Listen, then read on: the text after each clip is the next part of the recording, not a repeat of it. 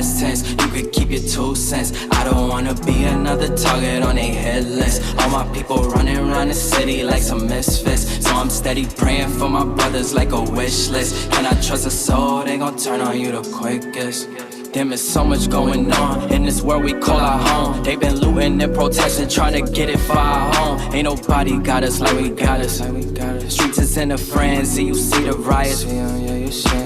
Stand up for a cause, or you die for one of yours. Ain't no universal laws, they just wanna sabotage. Rolling with my entourage, and they tell us be safe. But they got our hands behind us while we down up on our face. It don't make no sense, no. It felt like a death, no.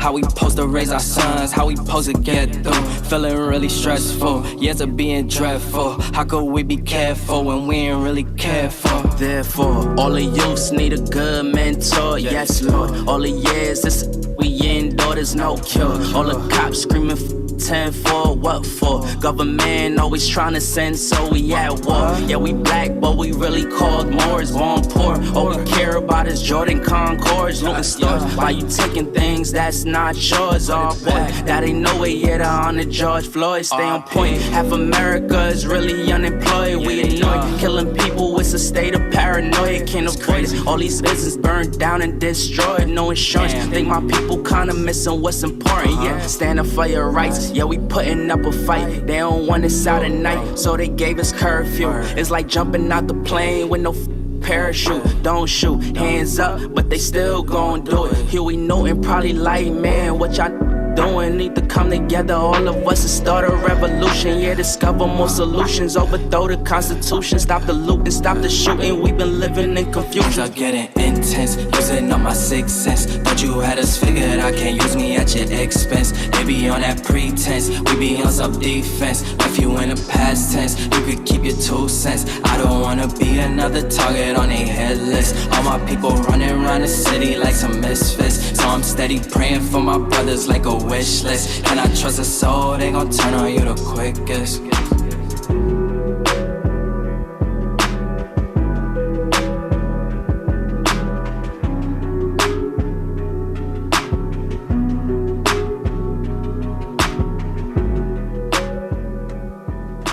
Walk slowly and talk slowly. You are.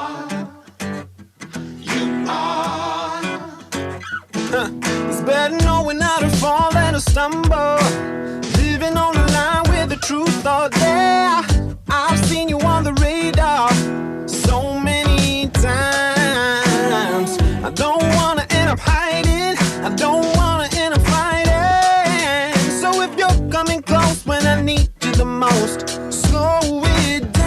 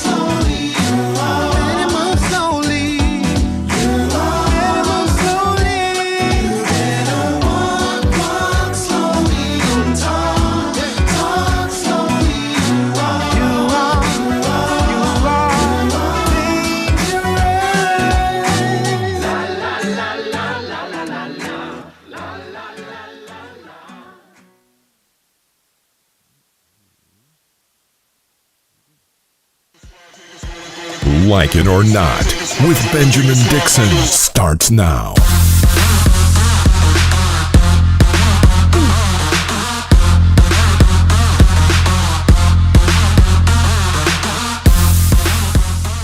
Welcome to Like It or Not, where we're free to tell the truth and not care who doesn't like it. Well, we're starting with what happened in Georgia this morning, here in Georgia, and we want to get right into it because of the severity of the situation. Here in Georgia, Robert Aaron Long, 21-year-old son of a Baptist preacher from the Woodstock area, was arrested last night around 9 p.m. after 3 spy shootings in the Atlanta metro area. The first shooting took place around 5 p.m. local time at Young Asians massage parlor in Cherokee County, where 4 people were killed and 1 was injured. 2 of those killed were Asian. The other 2 were a white man and a white woman. Not long after, 2 other spy shootings took place across the street from one another in Atlanta. 3 women were killed at the Gold Spa and a 4th at the Aromatherapy Spa. The Atlanta Police Department believed all 4 were Asian. Police received those calls at 5:47 p.m. and 5:57 p.m. The call came in as robberies, although authorities are still investigating the motive. And so we wanted to start with that story this morning because it is breaking news, and it's another mass shooting tied directly to white supremacy and the anti-Asian hatred that has been spreading across the country, particularly because of it's 100% rooted in the fear mongering that has come from not only Donald Trump, but Fox News, all of them who are labeling the coronavirus as the China flu and all other types of derogatory ways of referring to it. Rebecca, you saw some of this, and James, I saw some of your posts on Instagram. You guys kind of saw some of the commotion with the police officers and different things. What did you guys experience last night? Well, first of all, hi everybody. Missed you guys, mean it. But that whole story was super scary. Yesterday, I was heading to lunch and I saw so many cops just rushing over into the area. And I was looking like, what's happening right now? And there was so many, they were going towards oncoming traffic, trying to get to this particular space. And I'm like, I saw 1 cop, 2 cops, 3 cops, then 10 coming down the way. And I didn't know what was going on at all. I've been, out of the bubble. So I didn't know what was going on. And I just continued to see cops, just so many. And they were just right in my area. And I'm like, what is happening right now? Yeah. And driving back, it just started to get more crazy. And then when I got back to my home, I could still hear all the sirens for another hour or so. And I just was wondering what was happening until I did see the story, but I didn't see where exactly it was coming from. So then when one of our producers and you were talking about it yesterday, and the person was still on the run. Yeah, that's what really, really scared me, because I live in a predominantly white area, and people around here live it's just free, ain't nothing. Yeah. There's no real crime here or anything. So I was a bit scared. I can honestly tell you that. And just to hear that it could potentially have been a hate crime, because I don't know what the motive, mental health or whatever, what that motive was. That it was just sick to know that people went to work one day and died. Yeah. And, James, the number one thing that, it's always in these moments that I'm like, everyone's holding their breath, wondering who did it.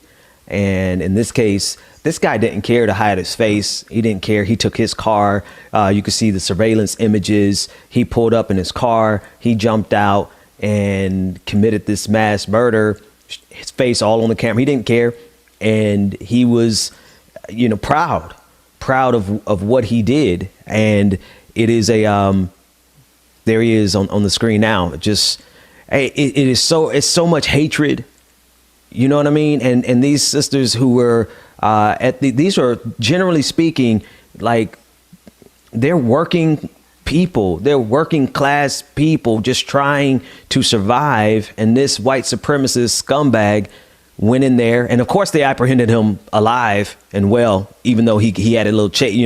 They chased him. They found him 100 miles south of Atlanta. So he was on a race trying to get away from the city. But here we are again with more hate leading to more murders and more crime, man. What did you know, I saw you were following it too last night. Yeah, I saw a few things. I saw when the first one occurred, but it wasn't until after 8 when I got the alert. 8 people, you know, I heard about the first two. Then it just went up. And then I saw it was 3 different spas. I was like, what the hell is going on? It was a lot last night. It was a whole lot. Yeah. And then, of course, to see who it was, it just looked like, okay, I'm not going to say I was surprised, but, you know, I wasn't surprised. Yeah. Go ahead, It's hard to wrap my mind around 8 people dying, and not to shift it to another story. But there was another story which, you know, is no relation to this one. But just this week alone, we had, yesterday, 8 people lost their life from Atlanta to the metro Atlanta area where Woodstock and all this other stuff. Like, this man literally got into his car, went over to this place, killed somebody. While they were monitoring that, he went and did it across the street. While they were monitoring that, he then came to over here out in this area and did the same thing. So it was crazy. But then there's another story that happened as well and I don't know if you guys covered it. A man for a stimulus check went and murdered the mother of his child's daughter, her other daughter, with someone else, and brother, cousin, and I believe aunt, and it was 4 bodies. I think her mother too. A stimulus check that he wanted half of, and this man, you know, was a lot of crime has been happening, and I think this is like that was a state of like mental issues, and this could have been one as well. I don't know the motives behind this, but it's just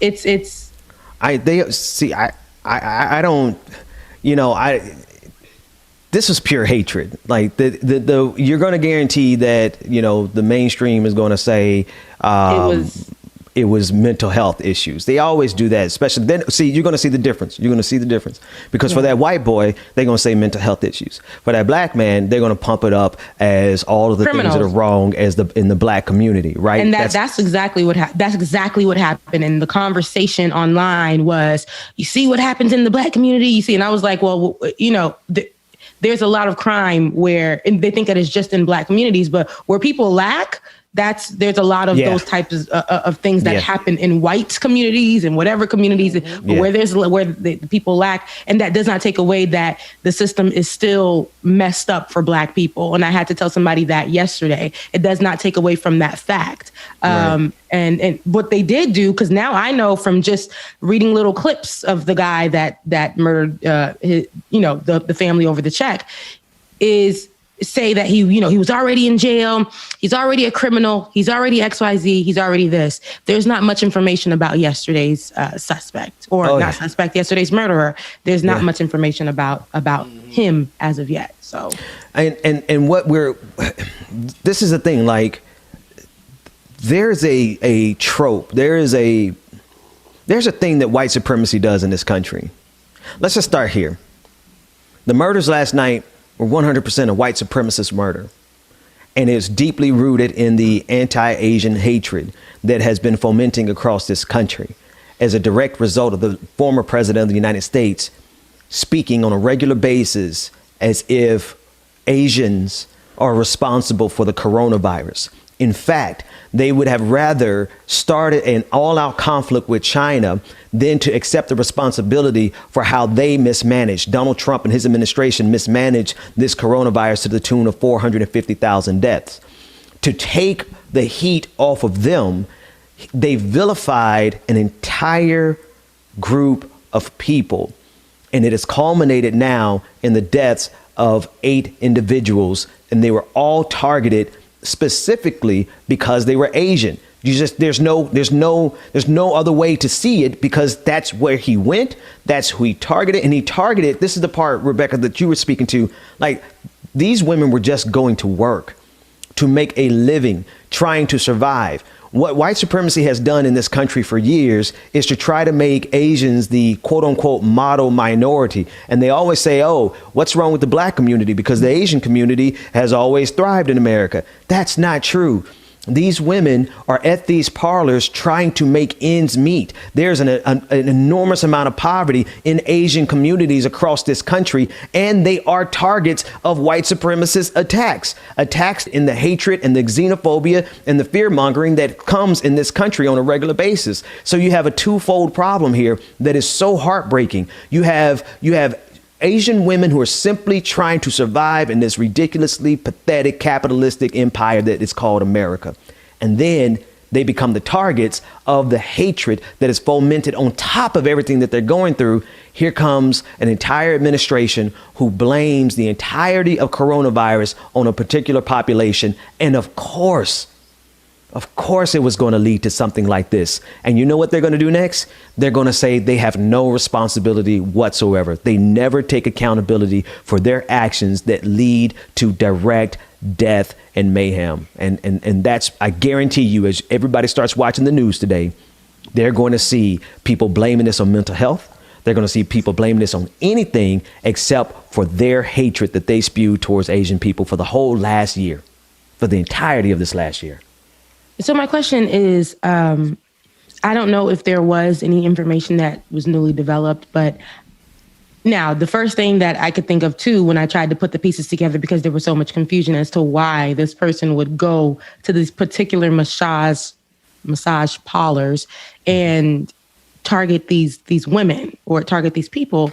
And I thought, okay, did he used to work there? Like, was there anything, like, what was it?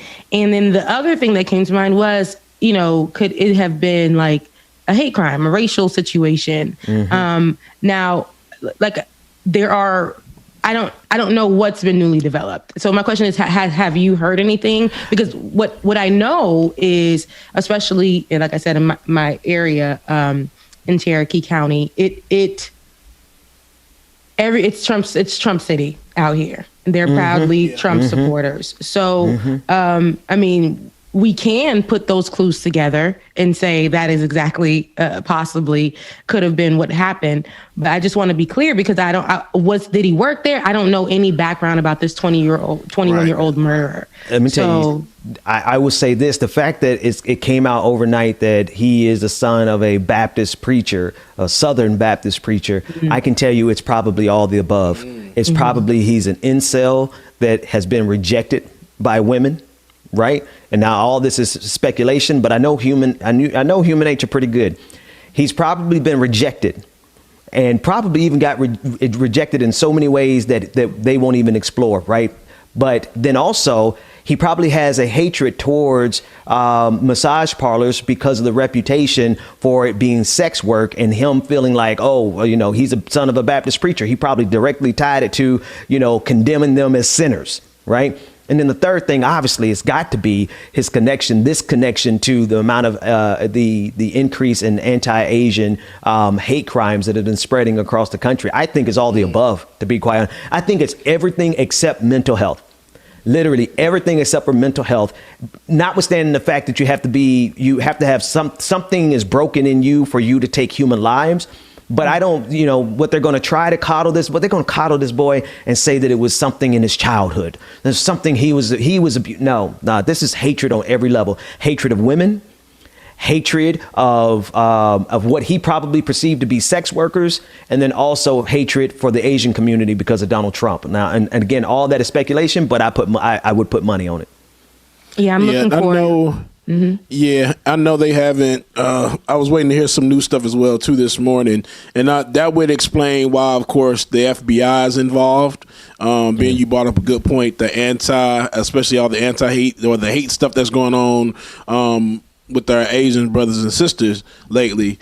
That explains why the FBI is not involved in all of this. Yeah. It's interesting. It looks like everything. I can't believe, with the amount of police that I saw yesterday, that this man. I just thought about the process, right? Yeah. How he went to one place, shot up people, And as they were investigating that shooting, he was across the street shooting up another parlor. And then as they were investigating that, this man stopped at stoplights. And went down to another city and did the same thing. Yeah. It does. I was covering the Mother Emanuel AME story. I guess it was 6 years ago, 5 or 6 years ago now.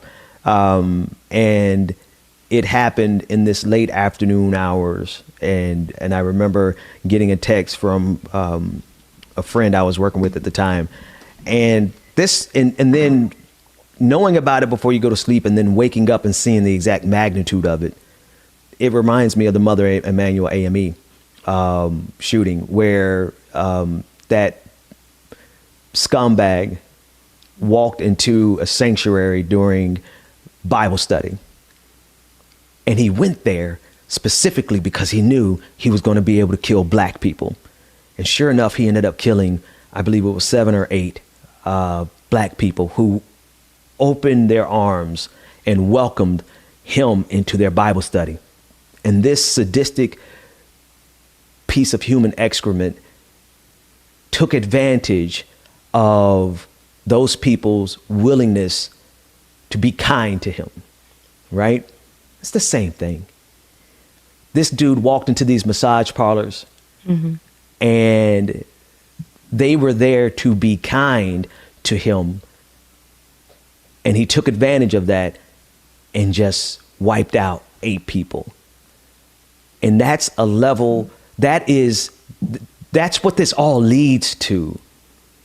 This is not a one-off event.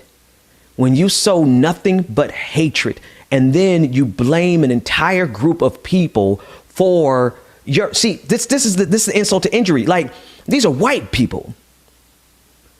White folks who are angry at a system because they're not getting their version of the white supremacy. Like, they think they're the superior race. And then they look at their situation and they look at their condition and they're like, well, I don't feel superior. It's because you're not. And you're not supposed to think that you're superior to other people. But they have this thing in their head that is promoted by media, that is promoted by Donald Trump, that's promoted by white conservatism in general, and white supremacy across all political spectrums. This idea that they are entitled to more, to be superior. And when that type of hate is coddled and not directly confronted and challenged, and see, people get tired of this cancel culture. Well, look, motherfuckers, if we don't cancel white supremacy is going to kill us. It has been killing us. It has a long history of killing us. And if the biggest thing that you got to worry about is being canceled because you've been a bigot and a racist, then maybe you should look in the mirror and realize that you are 100% complicit with these deaths over and over and over again. It's the same song. Somebody who feels like they deserve more in this country because white supremacy tells them that they're the superior race, and they look in the mirror and realize they're not. And then what do? They roll up to the most vulnerable communities. This is why you see so many. Why do you think you see so many trans women being murdered? It's because of a genuine disdain for people who are in lower positions in this society than them. And it makes me infuriated because if you're pissed off at this system, shoot up. Don't shoot down. Challenge this empire. Challenge this structure, challenge capitalism, challenge all the things that are the reason why you're inferior and you're not white supreme. But instead, what do? They target the most vulnerable communities over and over and over again. And if we don't confront this thing head on, it's going to happen again. It's going to happen again. All right, let's take a quick break. We have more news in Georgia, and it is tied directly. The voter suppression efforts that are happening around this country is directly tied to the white supremacist violence that we've been seeing over and over and over again. James, take us to a quick break. We'll be back with more Like It or Not after this.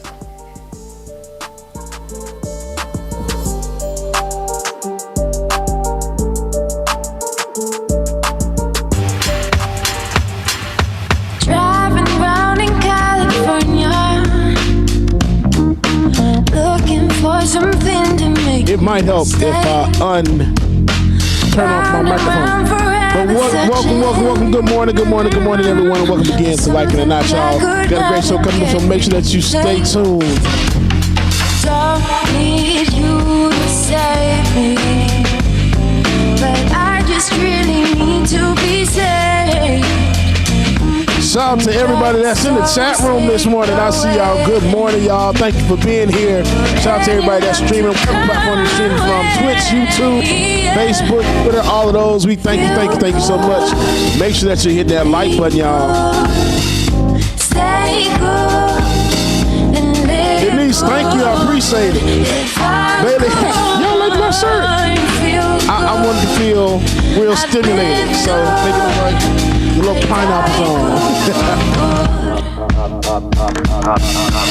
Good morning, Mama, as well, too. Good morning, Sensation. Life, cause I love how life's worthless.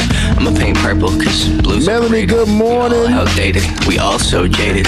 We all lost love like love's our savior. Mama, you put my whole name when it's all in the about chat? paper. Really? Cutting pretty cards before they deal you something heinous. I've been steady sitting on my ass. I'm so contemporaneous, in love with my behavior. But really, I could probably try and be something greater.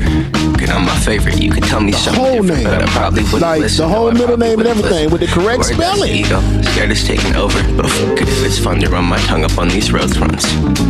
But I know I could lose it all if I'm not careful. I sound scared, you feel that my heart's there though. Don't need you to save me, but I just really need to be saved. I'm just so sick of waiting for any luck to come my way. Feel good, be good, stay good, live good. I could feel good, live good, die good. All right, y'all, welcome back to the screen. Me. I'm just playing, y'all. Think about the situation. Okay. Wonder if it's ever gonna change. Sick of spinning these records. This is playing. Feel good, be good, stay good. All you do is spin records. I gotta tell you something I could do. I could be running or I'm chasing Okay. you, but I won't. Cause I got better I can't things to stand do. y'all. All right, y'all, welcome back to the screen. My brother Benjamin Dixon, y'all. Welcome back to Like It or Not, where we're free to tell the truth and not care who doesn't like it. On Monday evening at Coca-Cola headquarters, protesters staged a die-in outside in order to pressure the company to take a firm stance against the anti-voting legislation currently making its way through the Georgia State House. Joining me now to discuss it is Cliff Albright. He is co-founder of Black Voters Matter. And Cliff, thank you so much for joining us at this last second to discuss this important issue. How are you this morning, man? I'm great, man. Thanks for having me. Pleasure is ours, and it is a sad morning here in the city of Atlanta and the state of Georgia in general. What I want to talk about first is the connection between the white supremacist violence that this city and the Asian community suffered last night and the all-out assault on voting rights. I see the connection. A lot of people may not see it, but you were speaking about it. What do you think about how they overlap? Yeah, I mean, you hit it right on the nail. It's that white supremacy. It's really two things, right? One is that fundamental belief in white supremacy. The same thing that believes that you can overturn elections and steal votes is the same thing that makes you think you can steal lives, Asian American lives, right? It's based on that same white supremacy, and it's all based on a big lie, right? Two different big lies. One, the big election lie, right? That there's fraud that's out there. But the other one is this big lie that like Asian Americans or Asians in general are to blame for COVID. It's all the same. It's all the same roots, right? It's very much, it's deeply embedded in even the founding of this country, right? It's the same thing that corrupted the founding, the Constitution, the same yellow peril that they talked about in the 1800s is still with us today. So I'm glad you were speaking up about that issue about this Asian American violence, because it's been going on too long and it's been silent. In terms of what's happening on the voting suppression legislation that's passing through, you guys have stepped up the pressure because of the equivocating that's going on with these corporations. You reached out to Coca-Cola, the Chamber of Commerce, Delta Airlines, with the expectation that they would fight on behalf of voting rights, as they have fought on behalf of other issues. What have you found to date in terms of their willingness to actually step out and defend voting rights with their political and economic capital? No, it's been an epic fail on their part. Not only have they not stepped up to defend the voting rights, they've not done anything to really go back on the donations that they've previously made to the very Republican legislators that are pushing these bills. In the case of Coke, over $30,000, not to the party in general, to the very sponsors of these voter suppression bills. And so they're not just on the sideline, they're actually complicit, and they've not really responded well to the actions that we've taken. The die-in on Monday was actually the third day of direct action. We had 2 days of protests and demonstrations at World of Coca-Cola over the weekend, and then we had to die-in on Monday. And so we just got to continue to ramp up the pressure. Coca-Cola at first came out with a statement. Some of you may have seen it all on Twitter, right? That seemed like they were taking a more aggressive stance, but like literally within an hour, they backtracked from their own statements. They backtracked from an article that was in the Washington Post, because Home Depot came out and said, oh, wait a minute. Oh, hold up. We're with the chamber. And in the chamber statement, they don't take a strong stance. In fact, the chamber statement actually reinforces the big lie, because they say we want an approach and legislation that deals with access as well as election security, right? As soon as you hear election security or as soon as you hear election integrity, guess what? That's voter suppression, because it assumes and accepts the framing of the big lie. It assumes that there's a problem with the security and a problem with the integrity. And so you can't play both sides on this. Salesforce actually came out with a better statement than any of the other companies. And so we're looking for companies like Salesforce to then take those statements and now show us some actions. But in the case of Coca-Cola, Home Depot, Delta, they've not yet even stepped up in terms of their words. And if they can't step up in terms of words, then they're a long way of getting where we need them to be in terms of action. And so they are still not only complicit, but they're at this point almost co-conspirators, because their donation dollars have gone directly to these politicians that are forwarding and sponsoring this legislation. And yet I guess they're feeling pretty cavalier, as if the black community, who are disproportionately the targets of this legislation, as if we don't have enough juice to actually put pressure on them. They're feeling kind of froggy here, aren't they? Yeah, clearly they feel like either one or two things. They feel like we're going to get tired of dealing with them. We just going to burn out. Newsflash, that ain't happening. Or they just feel like we don't have the power. Breaking news, that ain't happening either, right? We've demonstrated that we've got the power, that when we work together, that we can win. We're just at the beginning stages. I've been saying we're at phase 3 right now in terms of the direct action. We're about to take it to the Chamber of Commerce, because they're leading this pack in terms of holding them together and not having them take any aggressive actions. So guess what? We're going to target the chamber, and when we target the chamber, we're not just going to do it at the statewide chamber offices. We got folks all across the state, all across Southwest Georgia, Middle Georgia, and guess what? They got local chambers in their community. So the next phase of our action is that no chamber in any of these counties where we got a strong black presence and where we got partner organizations, for none of them is it going to be business as usual. It will not be business as usual. I want to shout out our partners at New Georgia Project. They got some great billboards that have gone up calling out these companies. So if you're in the Metro Atlanta area, go on and look for them. We're going to be expanding those billboards and taking those to the rest of the state. It will not be business as usual in this state until these companies step up. No chamber left behind. Let's do me a favor and give the audience, just in case they may have forgotten the severity of this legislation, can you give them a quick rundown of what's at stake? And then following up with that, what our next moves are collectively to push back against it?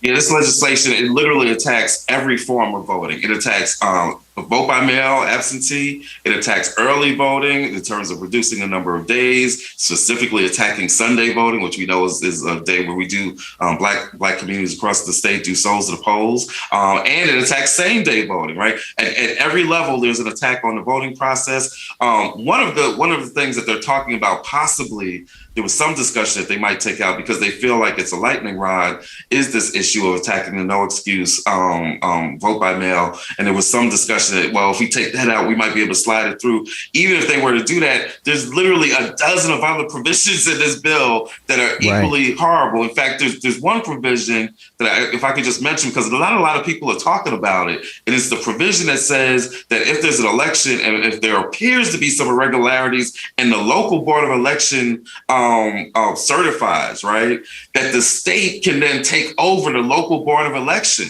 Wow. So that, you know, if you go back to what happened in this most recent election, where you had people national and statewide that were trying to say, oh, there's fraud. But county after county, the board of elections were saying, look, we administered this. We've checked it. There's no fraud, right? If this bill had been in place for this most recent election, the state would have been able to come in, overturn those results, get rid of those local election boards, change those results. So literally, even if everything else, if every other provision in these bills got squashed, that one provision would basically allow the state at any time to overturn any election. That might be the most dangerous provision in this bill. What's our next move, man? What is, I know you said we're at stage 3. What happens when we get to DEFCON 4? DEFCON 4. They don't want DEFCON 4.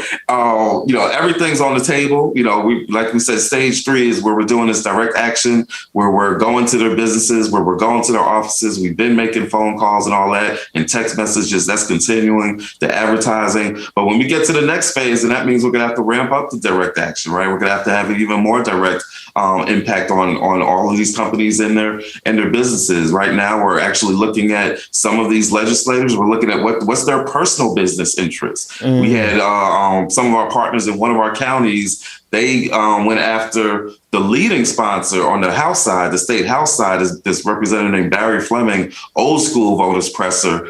He also happened to be the county attorney in Hancock County, which is over 70% Black.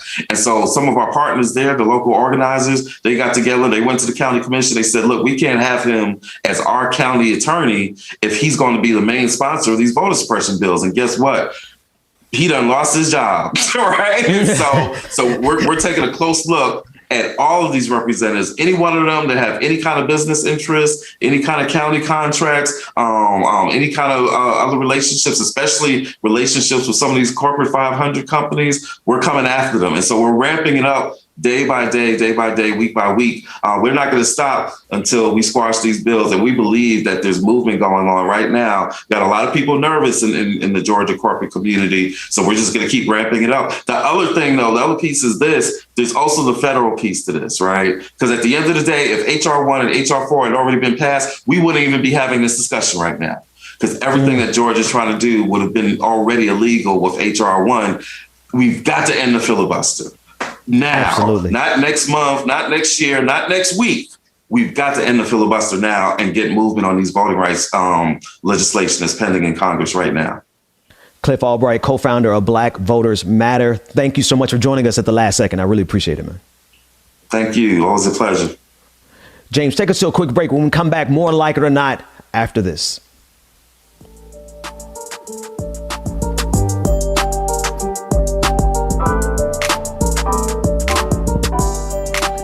Shout out to everybody this morning. Thank you again, Cliff Albright, for joining us on Like It or Not this morning. It's our absolute pleasure.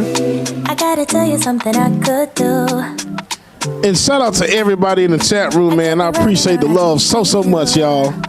But I won't, cause I got better things to do. Rather spend my precious time chasing somebody who loves me too. If I got $1 for every time you slam the door, I would be the richest girl alive, live. If you hadn't run away every time I asked you stay, you would sleep right next to me tonight. And you didn't want me, all you wanted was a game to play, and you couldn't handle. Good morning, Nat. Hey, Nat M. I see y'all. Good morning. Found your matrix and your side chicks. I'm a winner, babe. But you didn't win this. It's a part of the game. In the beginning, I just didn't know that you're an enemy I held too close. Now I know, 'cause you did everything. Right, Purple Ray Hearts. I appreciate that. Courtney, good morning. You at your own. Yeah. If I got $1 for every time you slam the door, I would be the richest girl alive, live. But you didn't want me, all you wanted was a game to play, and you couldn't handle that I had my ways. Maddie, I appreciate that, Maddie. Thank you so much. I'm a winner, babe. But you didn't win this. It's a part of the game. Hey, y'all make sure y'all hit that like button. Y'all hit that like button, hit that like button, hit that like button. Make sure that you share and subscribe, y'all, so you know when Like It or Not is going down. Man, I really love to play, and now that I won, then it's safe to say you didn't want me, all you wanted was a game to play, and you couldn't handle that I had my ways around your mind tricks and your side chicks. I'm a winner, babe, but you didn't win this. It's a part of the game. You didn't want me, all you wanted. All right, so welcome back to the screen, Rebecca and Ben. I miss the music. I really have. I've been missing the music. Right. I was gonna say I have too, but I've been here with the music. We've been jamming every day without you, Rebecca. I know. Welcome back. I see. It's a rough morning for you to come back with everything that's happened in the news, but we missed you. Yeah, because me and Bubba this morning were on the same page. We didn't know that. I thought it was going to be a tone shift, a tone change. You know, like in news, there's a tone change. Yeah. And you just went straight in. Came out the gate. Bubba, boom. And I was like, excuse me. And then Bubba was smiling. Bubba was like ready to be like, Rebecca. Because I felt that. I felt normally. I felt it, Bubba. Yeah. No, we had to delay our reunion. No, it's understandable. But it's understandable. I would have loved to know. Because I know everybody saw me. I was ready. When you saw you we had a couple things behind the scenes that did not give us time to actually talk with each other first. So now here we are. Welcome back. Hey guys. Just take it. Just like people give you compliment. Can't even. What's the compliment? You was like, we was good without you, Rebecca. So I was like, what? But I didn't say guys, that, did I? You did. I said that yesterday. Love you guys. Oh, you said that yesterday? I wasn't even here. That's crazy. Yeah. No, we drug you for filth while you were gone.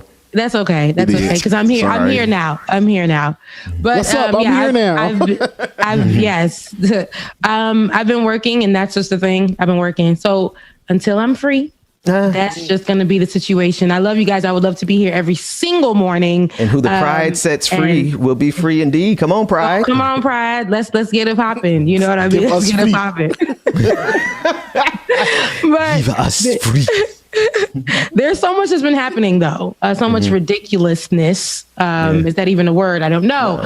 But there's so much craziness happening. And I know that since the Grammys, I know that you guys probably watched, and there was a particular performance by both Meg Thee Stallion and Cardi B, which of course is their song that they have together. Amazing, the Cardi B song by the way. The Cardi B song featuring Meg Thee Stallion, which is WAP, Wet. Yes, and then you might as well say because I praise. I'm not saying it. I don't like saying. I don't even like worship and praise. I don't even like saying that the P word. Worship I don't even use that in my language. So, but in reaction to the Grammys on Sunday night, Candace Owens went on Tucker Carlson to decry to whine about, to complain, to hate. The performance of WAP by Cardi B and Meg Thee Stallion. Let's take a look at what she said. Any words about it. They call this great. They say this is fabulous, that this is the stuff that children should be aspiring towards. So at the same time, Tucker, that we have kids that are not learning hard academics anymore in school, right? Forget about mathematics and science. You can trust the science and trust Dr. Fauci, but you have these kids learning about critical race theory. They're learning that they should aspire to people like Cardi B. That you see that fundamentally we are seeing the destruction of American values, American principles, and it's terrifying. I think parents should be terrified that this is the direction that our society is heading towards. And again, we are weakening America. That's really what we should be talking about. This is a weakening of American society. We are setting the stage, and it feels like we are looking at corrosion, like we are about to see the end of an empire. America cannot survive. It cannot be sustained under these sorts of values and principles. Dumbass. So let me say this. I know I look like Bambi, the little deer. That's what everybody tells me. I'm a tall girl, and I have like a long face, so people compare me to that particular animal here. Like, yes, I look like Bambi. My vibrato when I sing has a little bit of that in it too. And Ben, I think that's a lamb, bro. Like I said, Bambi, a deer. I kept trying to think what a deer sounds like, but I just went with a lamb. Go ahead. I don't even think deers talk for real. I don't know, but I hope they don't talk. I mean, they don't talk, but their own language. Okay, I know you were going somewhere with this, though. So she gives me ET.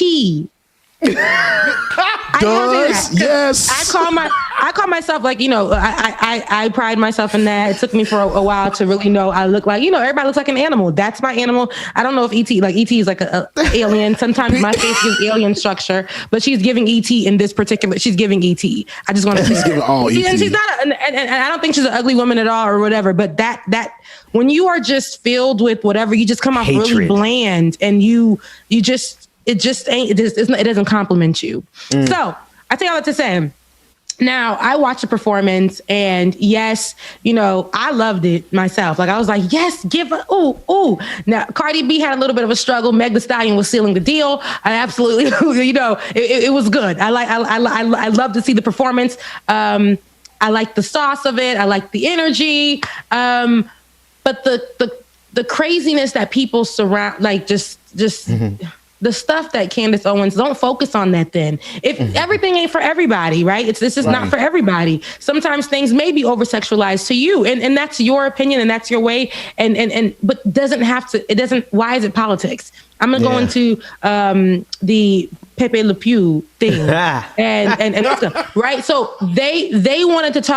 to compare the two and be like, and men were more so having that conversation online, saying, we're canceling this, but then we're showing this. Yeah. Well, listen, guys, just choose your thing and do that. This is what I say. Right. Cancel culture gets a little weird, and there's a gray area for me here because we want to cancel this and we want to cancel this and we're not cancel, and it's like everybody gonna live their life at the end of the day. But to make stuff politics that ain't politics, and there's real politics going on in the world, that's my thing about it. You are so mad about this, and it's ridiculous. Now they went online. And they were going back and forth about it. Cardi B says to her, like, thanks for focusing on WAP. Please, I want to go like 6 times platinum. And if you focus on this on your show, you can allow it to do that. So keep mentioning, my song. And then she comes back at her and says something. And Candace comes back at her and says something. And then Cardi B goes out and pulls a tweet from the blogs that stated that had a screenshot that clearly was doctored, but it stated that her husband had an affair with her brother, and she wanted to join in, but clearly it was doctored and it was back from 2016. But here's the white supremacist in Candace Owens. She chose that moment. She knew that tweet was out there, and she knew those blogs were out there, and it's free for everybody to pull. But the white supremacist in her chose Karen, and what that person did was say, "Oh, I'm going to sue you because you doctored it." Right. To Cardi B. And so all of this was happening back and forth. Now, all of this is happening back and forth. Now, Cardi B says, I'm going to sue you for lying because this is in the blogs and you knew it, blah, blah, blah. But what I'm trying to say is all of this happened all because they performed this song on the Grammys. White people like Madonna and Christina Aguilera, who's kissed Britney Spears on an award show. They've done sexual things like this before. So why is it such an issue when it's happening here? I'm tired. Like I'm tired of it. Now there are things that I don't agree with that maybe to me maybe over sexualized or whatever. But if I'm rocking with this, I'm rocking with it. Some people ain't. Some people are. If you don't want your kids to listen to it, police your kids. Police what they're listening to. You can do that. You can make the rules around your life when it comes to music, when it comes to whatever. Why is this such a big deal? Why? Why? Because they want to control the sexuality of women. That's what it is. Like Candace is just doing the bidding of white supremacy and misogyny. Like she's literally there. She's literally says that she's there on behalf of white men. Okay. So when I say she's doing the bidding of white supremacy and misogyny, I'm not making that up. Her number one group that she wants to defend is white men. That said, historically, they've always wanted to control the sexuality of women, particularly black women. And there's nothing more terrifying to a man who ain't getting none than women out there living their best life, their best sexuality life, like just being who they want to be, doing who they want to do, when they want to do it, how they want to do it, the way they want to do it. That is the most offensive thing to a dude, to do, a lot of dudes in general, but specifically those who want that. These men want Cardi B and Meg Thee Stallion, and they're infuriated because here are women who are making an obscene living, like just money upon money, by doing what the hell they want to do with their bodies, how they want to do it. And while most people in the year of our Lord 2021 are like, hey, that's their business, I'm not going to put it on TV for my kids to watch. I'm probably going to catch a shot of it when I'm going down Instagram. I'm going to watch it and go about my business. But for a whole lot of people, they are infuriated because how dare those women actually do what they want to do with their bodies. It's the same old tired game that they've been pulling since like the Catholic Church was founded 2,000 years ago. So it's about control in my best estimation. Candace Owens, on the other hand, it's about her getting that bag on behalf of white men.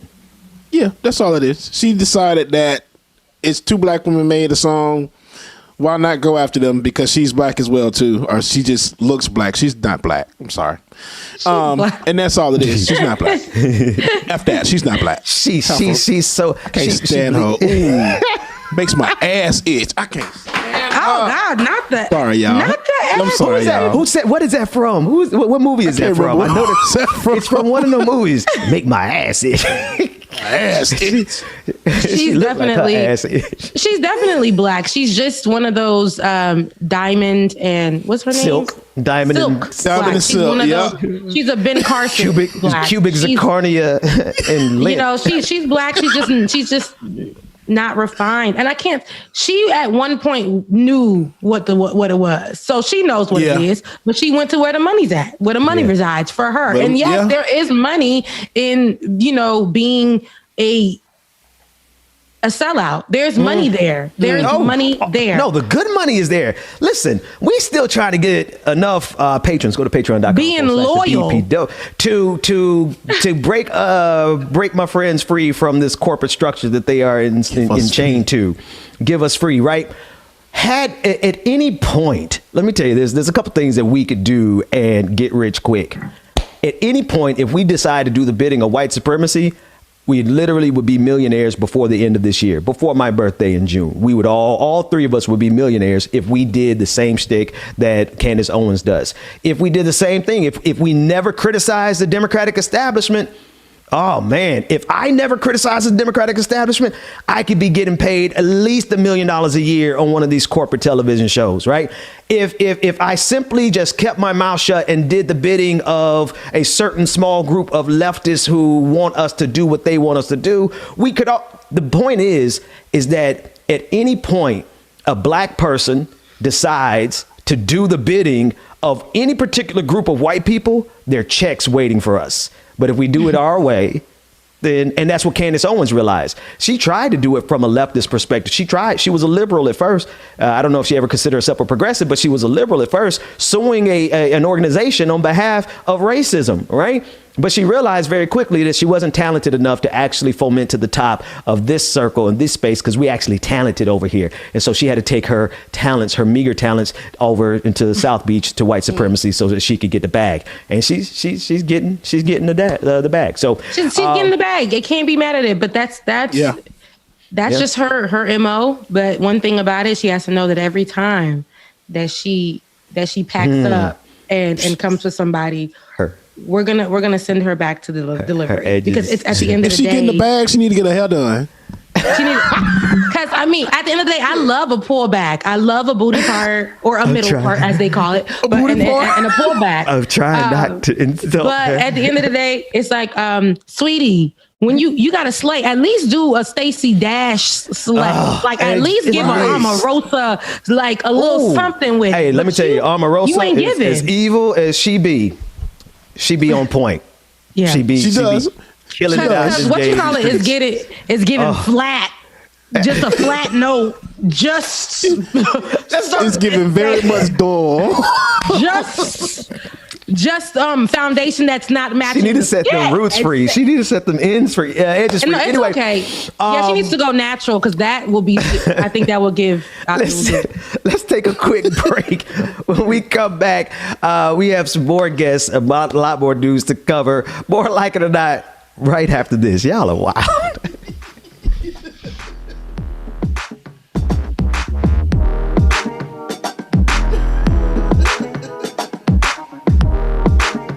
Can't stand her. If y'all ain't realize it, make sure that you go to patreon.com/the BPD show.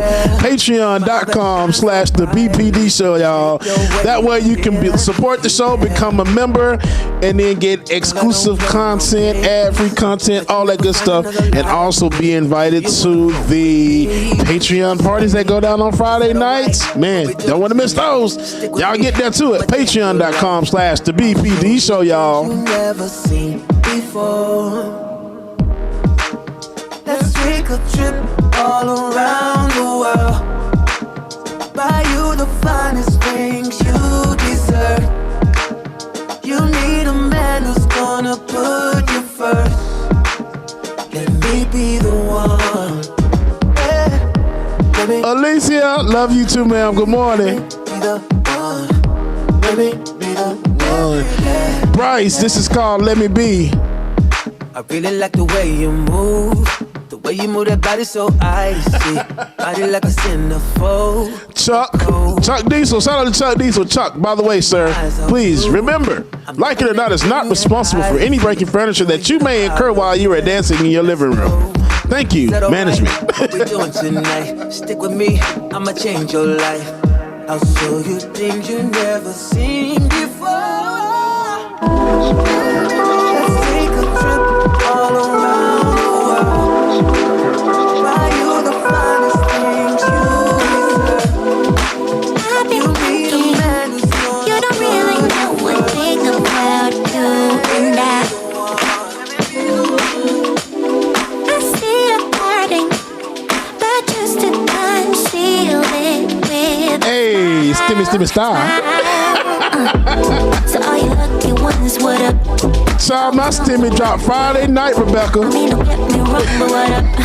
Or was I not the one you dreamt of? Man, look. No, cause the life you live will never be enough.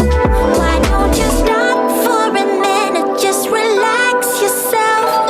This moment will never come back. Yeah, you'll probably get a paper check. It's sad you never thought I was good enough. Aurora, thank you so much, y'all. And it's all a bluff. It's all a bluff. Look, I was. It's all a bluff. Yeah. Like that first one came, like I got that one like real. No, actually that one did come late. Now the 600, that one dropped like, what the hell? Right. Be having a full-on conversation with y'all. I was like, oh wait a minute, I'm on the camera.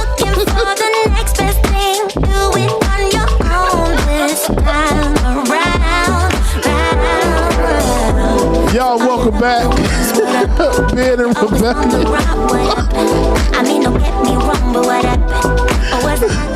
free to tell the truth and not care who doesn't like it. Joining me now is New York State Senator Jabari Brisport. Jabari is the state senator for New York's 25th State Senate District, representing parts of Brooklyn. And prior to joining the New York State Senate, Senator Brisport worked as a public school teacher in Brooklyn, where he was born and raised. Brother, how are you this morning? Thanks so much for joining us. I'm good, Ben. Thank you so much for having me on your show. I love the work you're doing. I'm so happy to be here. Hey man, the pleasure is genuinely ours. There's a lot for us to cover, particularly you being in New York. Obviously, there's a lot going on. It's budget time for the state of New York, as well as all of the ruckus that's going on around and Governor Andrew Cuomo. But I want to start first with you and your race, your candidacy, because anytime we get to see not only a black man, but also a progressive actually get power anywhere in this country, it's actually an achievement for our goals. So could you just tell the people a little bit about you, your candidacy, and your victory? Yeah, of course. Thanks, Ben. So I'm a black socialist. I'm also the first openly queer person of color ever elected to the New York State legislature. And I ran on universal rights, saying that every single person should have access to housing, a decent education, clean energy, and healthcare. And the people voted us in. Hey, and that is, I love that you started right out the gate. You're a black socialist. There's so few of us. And when we do actually say that we automatically just an FBI file just poof out of nowhere just appears. So I know you being a black queer socialist in power, your FBI file is probably twice as big as mine. That said, tell me some of the about the pushback that you get because of all of those identities that you represent, and how that has impacted you as a person. I mean, I think the biggest pushback is people saying that I'm out of touch with what the majority of New Yorkers want. And that's a lot of the arguing that's happening right now as we discuss this budget, which is, how much we actually want to tax the rich and make sure that we're investing in working class people in the 99%. And so many of our conversations are like, Jabari, these policies are going to scare away a lot of our voters. They're going to scare away Democrats. They're going to make us lose to Republicans. And all the polls show that, the people saying this are the ones out of touch. Like the majority of New Yorkers support these redistributive policies, taxing wealthy people, investing in social services, which is like akin to, my race, actually. People say socialism is this far left fringe, whatever. But when you hear what we're talking about, when we're gunning for, it's actually to uplift the working class and the 99% of us. Yeah. How can and this is the part, this is what bugs me, man, about this, because they will say that you're out of touch. And particularly, let's talk about your tax policies and things you advocate for as a socialist. They say that you're out of touch, but what you're literally advocating for is what working people absolutely need. And when you have a chance to speak with them, I know that you hear that this is what working people really want. So one, who's saying that you're out of touch, and do they realize that they are actually the people who don't know what the hell is going on around their state? I've spoken to my colleagues. I've told them already, it doesn't make sense if, 90% of the state is saying, sure, raise taxes on these people, and this people. And like y'all are saying, oh, we can't do that. That's too much. We can't touch those people. They're not actually that rich. Like, I'm saying I don't want to be, we're going to be perceived, the Democratic body of the New York State Senate is going to be perceived as out of touch. So talk about it's budget season there. Where are the priorities? If there's only one thing that I actually take from Speaker of the House, Nancy Pelosi, is when she said, show me your budget, show me your values. So talk about the budget in New York, and how does it align, or what does it reveal about the values of New Yorkers, or the people in power in New York? So we worked really hard to roll back the governor's proposed budget. The way it works in New York is the governor proposes a budget, then the legislators propose their own budget, then we kind of hash it out until we come up with the final thing. So the governor's budget had all these cuts in it to social services, and we rejected all of those and found more money to invest in Medicaid health, education, and housing, rental forgiveness, and ensuring that people could have some degree of dignity moving out of the COVID-19 crisis. It is not enough. Like, I was pushing for a lot more revenue, and I'm going to keep doing that until the final budget on April 1st. But, our priorities are really, ensuring that people are not hurt even more than they have been in the past year. Absolutely. Another topic, I don't know if I want to spend too much time on this, but it has to be spoken about. Governor Andrew Cuomo, the allegations are piling up. I actually, and I think we probably know one of the first accuser, Lindsey Boylan, because she was running for office and I tracked her campaign pretty closely. But since she was the first one to come out, there have been subsequent women who have come out and said the exact same thing. But yet and still, Cuomo is refusing to resign, and he is mounting an offense against pushing back against not only the women, but anybody who's speaking out about it. Where do you stand on the governor in terms of whether or not he's going to resign? I think he's too proud to resign. I've already called for impeachment with several other of my socialist legislators.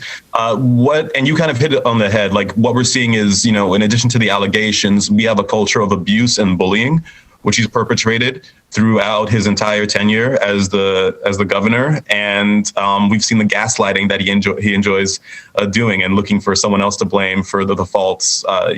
We heard previously, AOC once said, like, in any other country, me and Joe Biden would not be in the same party. In any country, me and Governor Cuomo would not be in the same party. He's a right-wing Democrat that has pushed austerity policies, sought to cut things, services for the working class. When we go to the nursing homes, for example, his systemic underfunding of healthcare led to those being just hollowed out, being understaffed, and that really exacerbated the number of people that died in nursing homes. That's his fault. Yeah, no, and that you took the words right out of my mouth, because as egregious and offensive and as much as he should resign because of the sexual harassment and assault allegations, I mean, the nursing home cover up, to me, should have been the very first thing that he should have been held accountable for. Could you speak about and explain to the people what happened there and the lack of accountability around that specific issue? Yeah, Governor Cuomo was granted an expansion of emergency powers at the top of the pandemic last year in March. And one of the things he did early on in late March last year was that nursing homes were refusing to take back patients that had been that had tested positive for COVID-19, and he basically switched the law so that they would have to be forced to take them back. And he also gave legal immunity to the executive boards of nursing homes in case there were any increases in deaths. And then he lied and said that there were fewer people dying than actually were, and hid the actual numbers from the public to avoid blowback. And it has all started to come out in the past few months, and it is just awful, and it's really disgusting what he's done. And just one last, I keep saying last question, this may be the last one, but what really is one of the biggest challenges that we're facing with Governor Cuomo is the amount of fanaticism that surrounded him because of the media portrayal of him early on. And so while the media was flattering him and creating this cult of personality around him, he was actually implementing policies that contributed to death and covering it up. Could you speak to the popularity? Where does it stand now that all of these truths are coming out, as opposed to where it stood at the beginning of the pandemic when everybody was, well, not everybody, but too many people were fans of him? Yeah. So Governor Cuomo is, I like to call him a Machiavellian mastermind. Machiavelli says it's the best to be feared and loved, or just be feared if you can. So Governor Cuomo has gotten away for 10 years being loved by the populace at large in New York, but, feared by other legislators who know that he is a bully and extremely vindictive. And the popularity came just from him being consistent and seeming like he had a plan. and making people think that he was on top of everything, while meanwhile he was sweeping deaths under the rug. And so, you can only keep people scared of you for so long while doing really disgusting things. And now stuff is coming out to light. Politicians are standing up. Assemblymember Ron Kim is saying, I'm not scared of you anymore. I'm going to say what you did, and I'm not going to back down when you threaten me or threaten to destroy my career. And you see other people coming forward as well. Brother, tell everybody how they can get up with you and support what you're working on. So my name is Jabari Brisport. I'm a state senator in New York. You can email me at brisport@newyorksenate.gov, or you can follow me on Twitter at Jabari Brisport. Jabari, thanks so much for joining us, and we would love to have you back anytime you're available. Thanks, man. I'd love to come back. Absolutely. James, take us to a quick break. More Like It or Not right after this. When I'm going out, you'll be there. Senator Jabari Brisport, thank you so much again for joining us this morning, y'all. It's Like It or Not. Girl, I think I'm losing my mind. And as usual, y'all, we're going to have y'all some good music on today. Everyone keep looking like you. I can't take no more. I miss your touch from your hands and your body. It hurts so much to think of you with someone else.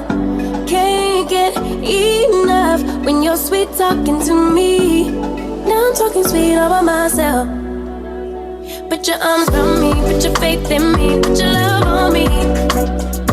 Shout out to everybody that's in the chat room, y'all. Make sure that y'all are hitting that like button, hit that like button, hit that like button, and make sure that you share and subscribe, y'all, so you know when Like It or Not is going down. Put your faith in me, put your love on me. Can we stop the clock and rewind? Go back to that moment in time when you say you want me for life. Was it all a lie? I gave my all to deserve ya, begging on my knees just to show ya you're the one I want and I love ya. No, no, no, no lie. I miss your touch from your hands and your body. It hurts so much to think of you with someone else. Can't get enough when you're sweet talking to me. Now I'm talking sweet all by myself. Put your arms around me, put your faith in me, put your love on me. What you need from me, need your love on me, put your love on me. I'ma do everything. Chuck Diesel, we see you. I don't want anyone but you. Put your arms around me, put your faith in me, put your love on me. Your love, your love, your love, your love, your love, your love, your love, your love, your love. Put your love on me. Hey, y'all petty, bro.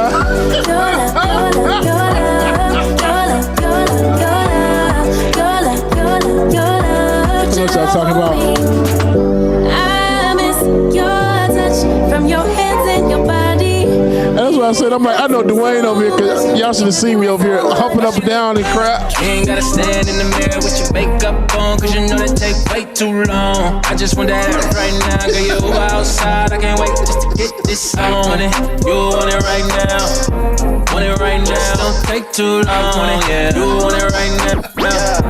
Want it right now, don't take too long. Yes, Hot Girl Summer Part 2. Don't keep it away. Girl, it's been too long. You know what I've been craving. Girl, I'm trying to taste it. You know what I like. Only get freaky in the night. Damn that, And she all on my type. And you know I don't like to wait, dawg. But she look good. You ain't gotta stand in the mirror. All right, y'all. Cause you know that take too long. I just want that right now, girl. You damn right there. I can't wait just to get this on. Y'all welcome back to the screen. Rebecca and Ben. Oh, my. If you guys can hear what goes on behind the camera. They probably did, knowing Dwayne. Dwayne is the thing. Dwayne be having mics on, baby. Mics be Dwayne wide had it all open. We just talked about everything. Oh, my Lord. We were talking about our knees and the hot girl summer and twerking. I was like, my knees still work pretty good. My knees, I get my twerking in. It's exercise. It's part of my daily, I run 2 miles and then I twerk for 30 seconds. Twerking is a full on, like, cardiovascular experience. You can't do that without being in shape. It definitely, You can't do it long without being in shape. Well, yeah, because at the end of the day, I'm a Florida girl, and I'm Haitian, so knees have to be utilized when you're doing compa. Right. And the man is dipping you, and you got to swing them knees. You got to get low in the squats. And then I'm Florida girl, so then it's like get low in your squats and shake your rump. That wasn't Meg. That was us back in Florida. Oh yeah, bopping, right. dropping, which makes me I always like, I hope I never grow up, right? Because all these old people who are talking about Tucker Carlson know that he used to be out there looking at all these women twerk back in the day when he was at Woodstock. You know what I mean? Like when they get a little bit older, like, oh, shame on you. No, this is literally what your auntie and them and your grandmama and them used to be doing back in the day. Freaknik. Yeah, No, Black college reunion. Black college reunion, Bubba. Black college reunion. Any homecoming, like any FAMU's homecoming. Ooh, exactly. So that's where I actually refined and added quality to my twerking and my bop, because we had the dance called bop, you know what I mean, like drop. Yeah. So listen, you had to be on your knee, like the knees everywhere. Like you come in knees. Men were doing backflips into the knee drop. Oh my goodness. Today, there's like this funny video going around with the song "In the Arms of an Angel." That right? Talk about the sacrificing of their knees. If you were in 2007 to 2000, we said 2010, in the bopping era, you may be eligible for. For a class action lawsuit for them knees. Right. They had videos of all of us from like those years, with the large T-shirts and in the Fable glasses, doing the damn bop. And I did it yesterday, and I was like, dang, my workouts have been really strengthening.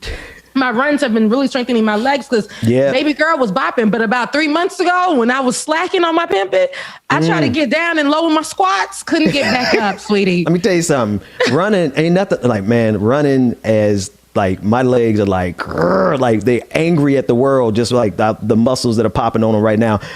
Because that running ain't no joke, man. Like I spent most of my years before, like just doing whatever other exercise. I used to stay away from running because I used to get Charlie horses all the time, and all of a sudden they just went away. So now I can run. Because now you've been doing. Yeah, I've been doing it longer, and I'm like 90 pounds lighter than I was when I first started. But I want to address something real quick before we do a story, and then we have one more guest.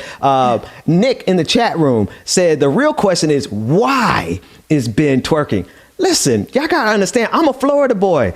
I grew up in Florida, city boy, popping it like, all it takes is for this to come on, and that's it. And they start doing all the, you can't, and don't let them have on no gym shorts or whatever. They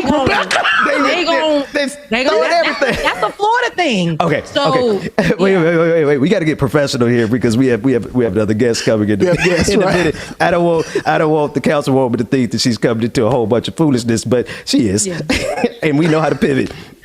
But it is. But yes, no. When you're from Florida, you also have you simultaneously know how to twerk no matter how old you are, but you also have rights to a class action lawsuit against every single song that ever came out that messed up your knees the way they messed up all of ours. Shouts out to the Lauderdale drop. Shouts out to the Bob. Come on, Lauderdale. Shouts out to 2007. Shouts out to Palm Beach, South Florida. What's up? Hey, somebody said they want to see me twerking. There are plenty. I got plenty of videos out there from marching band that y'all see. Y'all can dig them up. They on marching band twerks. Oh my God! Like all Look day. up Marching Wildcats 1998 to 2020. Okay. Yep.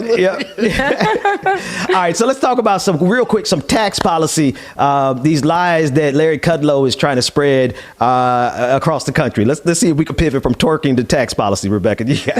So Larry Kudlow, who served as director of the National Economic Council during the Trump administration, went on Fox News, The Ingram Angle, on Monday to discuss the possibility that Joe Biden may be raising taxes for the first time since 1993. Kudlow gave a very dumb reason. I'm glad you guys are using that word now. Dumb reason as to why we should tax people less, not more. Let's take a look. Fair share. The way to get upper income people to pay more in taxes is lower their tax rate. Not only will they have investment incentives, they will also have no tax avoidance. So Kudlow's rationale relies on the heavily debunked idea known as the Laffer curve. The Laffer curve argues that excessive taxation of the wealthy will become self-defeating with regards to raising revenue.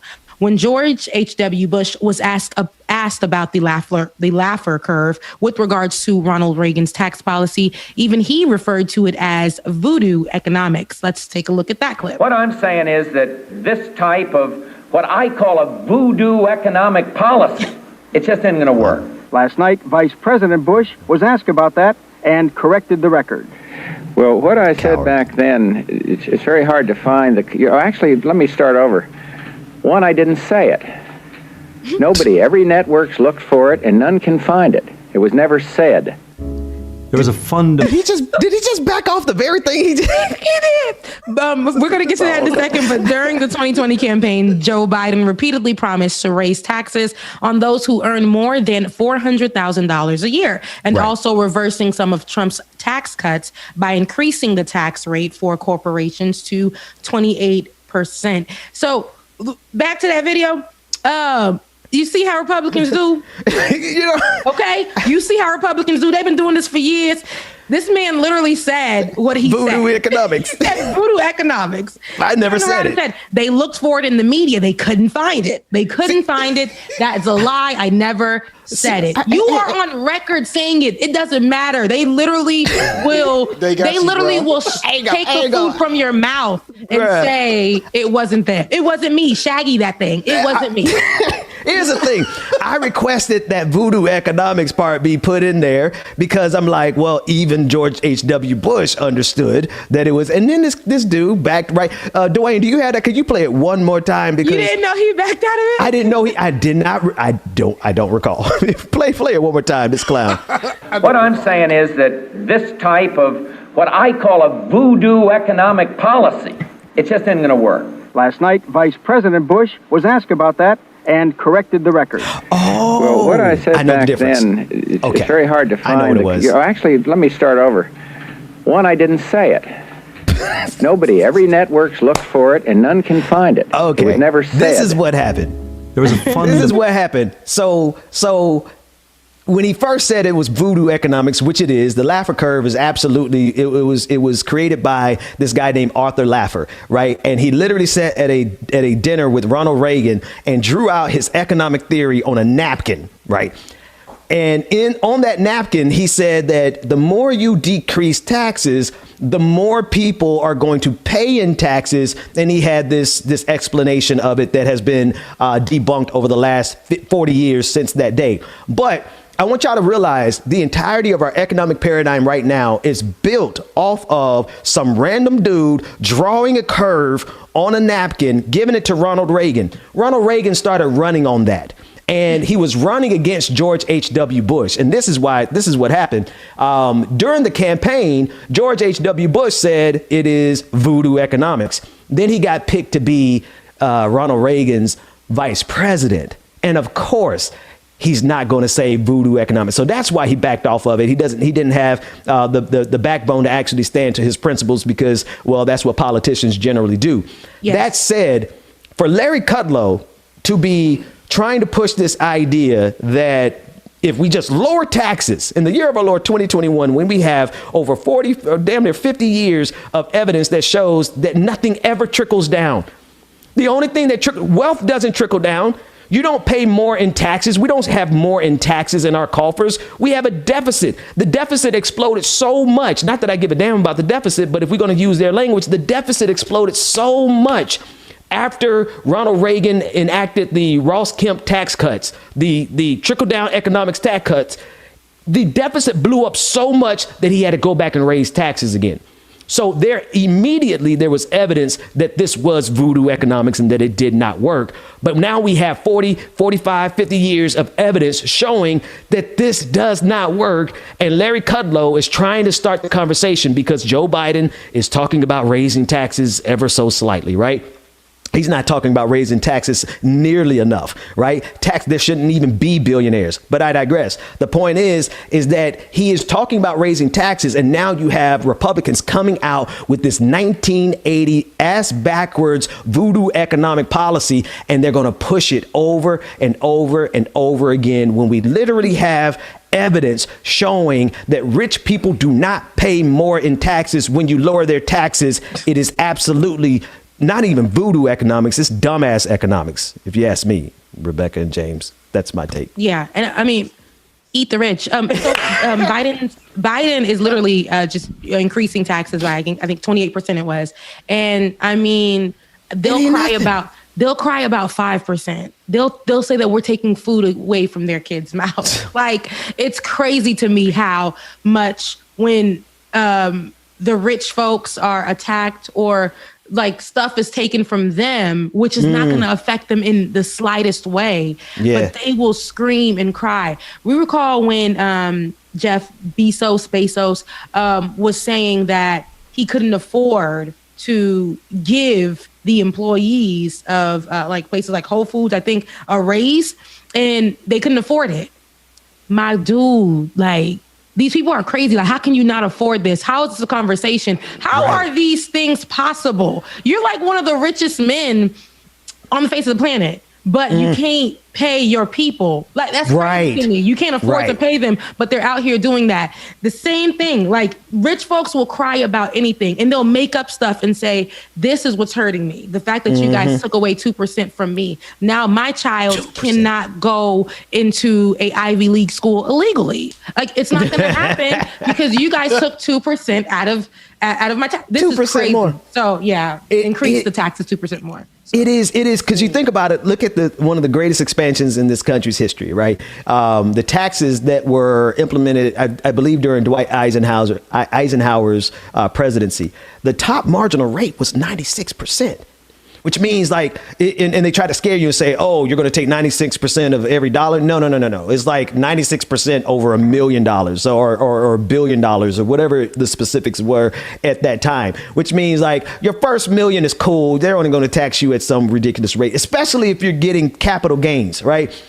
The best thing about, I'm going to go on a tangent real quick. The best thing about Joe Biden's conversation about raising taxes is that he's talking about taxing people who get capital gains at the same rate that they tax labor and income, which basically means the people who sit back at home every day and watch their money make money, and they don't actually have to go and work and receive that money as income. They have been getting taxed at a lower rate than every single one of us who makes a modest living. If you look at your taxes all together, they hitting you about 35%. For the longest time, billionaires have been able to watch their wealth grow with a tax rate somewhere around 15%. And so finally, one of the best things I see is that Joe Biden is talking about taxing those people who are making all their money in the stock market and their money is making money. He's talking about taxing them at the same rate they tax labor. That's the way it always should have been. But it was never like that because this country always puts emphasis on capitalists over labor.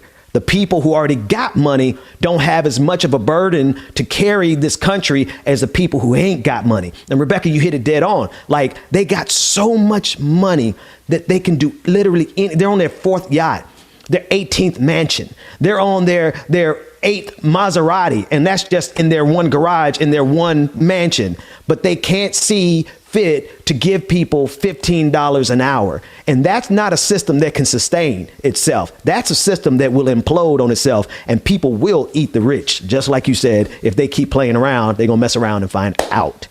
Yeah, they're going to, I know you're trying to pivot to go back to a commercial or a music break, but listen, the way that, I was about to say their name, but the Lord stopped me. But the way that this corporation takes from me, and I know we've discussed this already. I know, Bubba, you can definitely understand. I take home 65% of my paycheck because them people tax the hell out of me and tell me that it's enough because they give me benefits. But it's crazy to me because why is this logic that you take from the poor? You take from the poor to fund things like police officers who are out here killing people who look like me. Nothing helps me. Nothing helps me. I don't even have free health care. Where's my money going? And then I have to wait till the end of the year to celebrate getting my money back. And it ain't even all of it. Right. So it doesn't make any sense to me. They've created this system to make us happy for those type of things. Like, oh, I worked all that time. I slaved. And I know y'all don't like when I say that, but let me tell you something. My job literally says it's okay to be a robot. I compare that to being. So I slaved for all of this, all these hours for y'all to take God knows how much of my check, send me home with 65% because before. And then the weird thing is to get an apartment and or a place to stay, they got to look at it before taxes. You ain't making that money for real. So they like, listen, it's before taxes. Okay, you can definitely stay here because it looks like you're making the money. And I'm looking at them like, yeah, sure. I'm not making the money. I'm not making the money. But on paper, it looks like I'm making the money. So it makes it look like this company is paying me enough for me to sustain a living. And it doesn't. But since it looks good on paper, let's just go with it. It's a stupid system. It literally wants to just drag the poor, continue to push us down. Nothing trickles down to us, no matter how much they want to cry about it and say this works. Nothing, it has never been proven to work at all. And so, yes, Biden may be pushing for this 28%. At least it's something, because everybody else, they literally will cry over the nothing. They cry over stuff. They like to make excuses to continue to abuse people who are less than, the poor and the working class poor. So it's like, we ain't got nothing. Look, we ain't got nothing. Did you see the video I sent you yesterday? No, I didn't see it. The video of the sister who was like, "You excited about that 1,400?" Hell yeah, I'm excited about that 1,400, and I'm gonna eat some crab legs too. And I felt that with everything in my shanana. I felt that with everything. So I'm with her on that, because the poor working class people. It's not that we never had 1,400. When we have 1,400, you know where it goes to bills and things like that. And to the overdraft. It's been a rough year, and we still are in debt because you guys had yet to give us our money when need be. A lot of people have no homes, no food. Kids is at home because they're scared to take them to school. Now they got to extra feed these kids. These kids is expensive. Things like that. So we got car notes. We got cars that have been repoed. We got bills, honey. But one thing I'm going to do with this government money is go get some crab legs. I deserve that. I deserve that. Say that, sister. Shanana, for real. Have me shouting up in this. Don't let these people shame you because you ain't starting a corporation with your $1,400. LLC Twitter. LLC Twitter.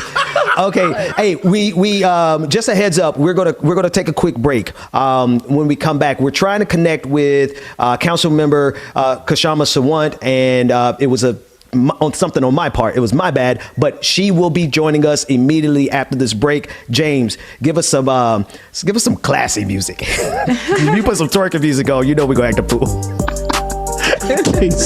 Stand you been. All right, y'all. We hope y'all are enjoying the show. So I had to put on some good music for y'all this morning, y'all. But y'all know anything we play is always good here on Like It or Not, y'all. So here we go. Let's get it.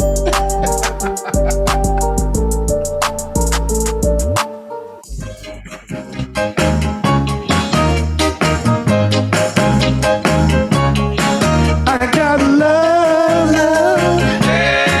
I got love, love. I got love, love. I got love. Some people. Make sure that y'all hit that like button, y'all. Share, comment, subscribe, all that good stuff, so you know when Like It or Not is going down. And also make sure that you go to patreon.com/the BPD show. Patreon.com/the BPD show to become a patron, get exclusive ad-free content, and also get access to the patron party that goes down with your boy. So make sure that y'all join, all right, y'all?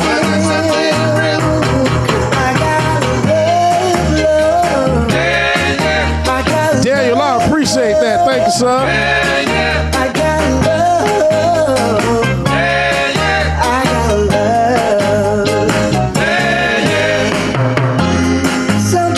no clue. Some people try to get tired. If you don't have a Nick, you know I have no sense, Nick. to make it all worthwhile. 'Cause what I've got surely makes the world go round. 'Cause I got something real. 'Cause I got love. I got love, love. I got love.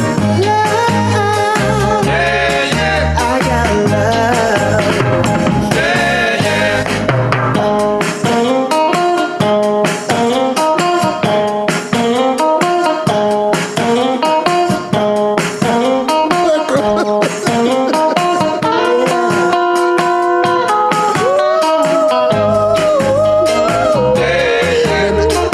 I'm afraid, dog. I'm so afraid. At all.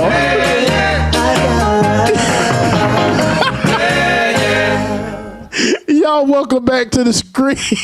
Benjamin Dixon, who's going to push Rebecca off her microphone. Don't do my sister like that, man. I try to come back professionally, but I can't take these people nowhere with me. Welcome to Like It or Not. Welcome back to Like It or Not, where we're free to tell the truth and not care who doesn't like it. I am excited to be joined by Seattle Council member Kshama Sawant.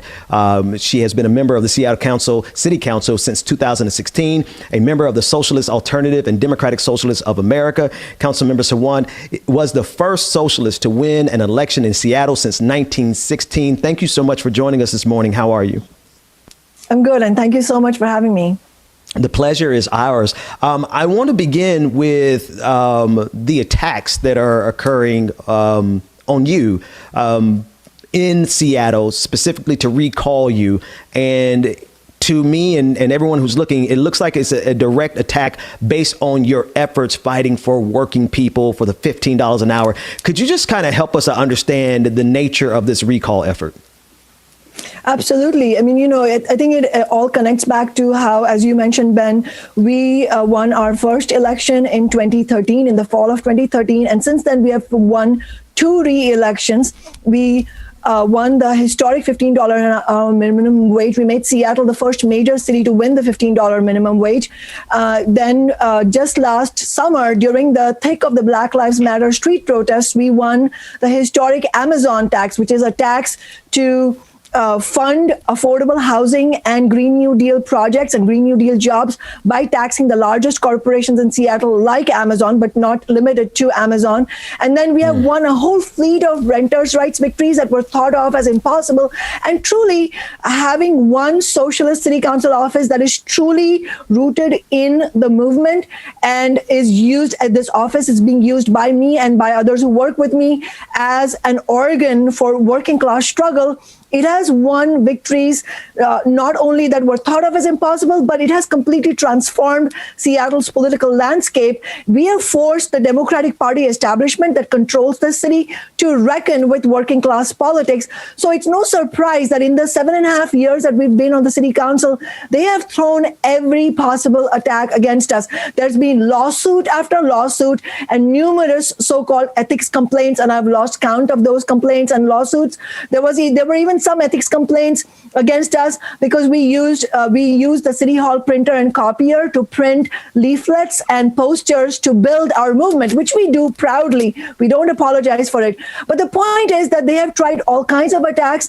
The Amazon spent more than $1 million to try and defeat our re-election in 2019. None of that worked. So now they have this recall campaign against us. The recall campaign has 4 charges. All of them are completely false charges. They claim that we broke the law, that I broke the law, but we didn't break the law. In reality, it is a retaliation against working people actually feeling empowered, not just to fight back, but having the temerity to win victories that go in the face of corporate domination. And so, it's no surprise that there's this attack against us. It is also part of the attack against the nationwide Black Lives Matter movement, because 2 of the 4 charges against me are because of my involvement in the Black Lives Matter movement here. And it's just so much there for us to unpack. But what stood out to me is the fact that Amazon itself literally spent $1 million to try to defeat you. And when that didn't work, now you're fighting against all of these headwinds from people who are, for lack of a better phrase, nitpicking every little thing that you do in order to justify getting rid of you. And it's not, in most cases, when we do these analysis, especially in like mainstream media or even sometimes in independent media, we talk about this being an assault from conservatives. But as I'm listening to you, this is not, you're not just getting attacked from the right, you're getting attacked from people who like to claim to be the party of working people. You're getting attacked by some Democrats. Could you unpack that a little for me? That's a very important point, Ben. And a lot of what's happening here also connects to what's happening in Washington, D.C. and why the $15 an hour minimum wage didn't really see the light of day and hasn't seen the light of day so far, and what would it take to see to actually come to fruition. I mean, if you look at the recall campaign donors, I mean, many of them are right-wing people, but if you look at the billionaires who are donating to this campaign, many of them have donated both to Donald Trump and Joe Biden, and Seattle as a city is controlled, as I said, by the Democratic Party establishment. For as long as I have known, the mayor has been a Democrat and all of the council members are Democrats, except when I got first got elected, then we had one socialist, one working class representative in City Hall. And so not only do we see the Democratic establishment really behind this recall campaign as well, but when we ran for re-election in 2019, for example, in the primary election, two of the Latina progressive Democrats on the city council ran a candidate against me saying that they agreed with the policies that I was pushing for. They just did not like me, and they don't think that I have good relationships. This is the kind of rhetoric that we see whenever working people will start fighting back. And so we have to refuse to accept that, and we have to hold politicians accountable. And of course, there are clear differences between the Republican Party and especially the reactionary elements like Trump. And it was an important repudiation of Trump's reactionary agenda that the majority of working people voted him out. But at the same time, we can see, for example, when there were millions of people demanding $15 an hour, it was the Democrats in the White House, the Democrats in Congress that were an obstacle to it. And so I think if you look at how we won $15 an hour in Seattle, for example, we won $15 an hour precisely because we didn't use that kind of relationship insider deal strategy. We turned outwards. We used my office to build the 15 Now movement, which then went nationwide actually and won $15 victories in other cities like Minneapolis as well. But what we did was we used our office to build a fighting strategy and empowering ordinary people and workers. And I'll just mention what 15 Now in my office with our socialist fighting strategy, what we overcame was not only the opposition of big business and the overtly corporate Democrats, we also overcame the cautious instincts of the well-meaning progressive Democrats and the well-meaning labor leaders who don't want to go into conflict with big business. I think that's so critical. Like the timidness and the reluctance of people who actually agree with us on policy, not being willing to fight head on in these fights. But if they take a look at what's happening to you, I guess that's why they're afraid, because they know that as soon as they challenge this corporate structure that has us stranglehold across the country, that all of those forces come down to bear. I want to ask you about the fight for labor across the country too, and I want to kind of juxtapose it to the lie that 15 an hour was going to hurt Seattle, and I know that now we have enough evidence to suggest otherwise, but then also with the fight across the country, the standard talking point is that if we raise the minimum wage to 15 an hour, then the price of our hamburger is going to go up and it's going to cause inflation across the country. Could you talk about the actual data that has come out of Seattle since you all won 15 an hour? Well, absolutely. The data shows without any doubt that $15 an hour has not had any detrimental impact on the on the Seattle economy.